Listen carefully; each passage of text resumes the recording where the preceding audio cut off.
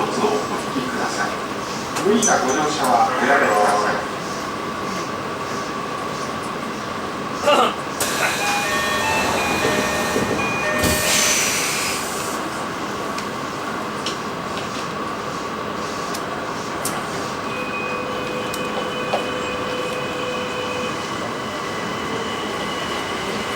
次は東京です。乗り換えがご案内です。JR 東海ワンマン運転をお知らせします。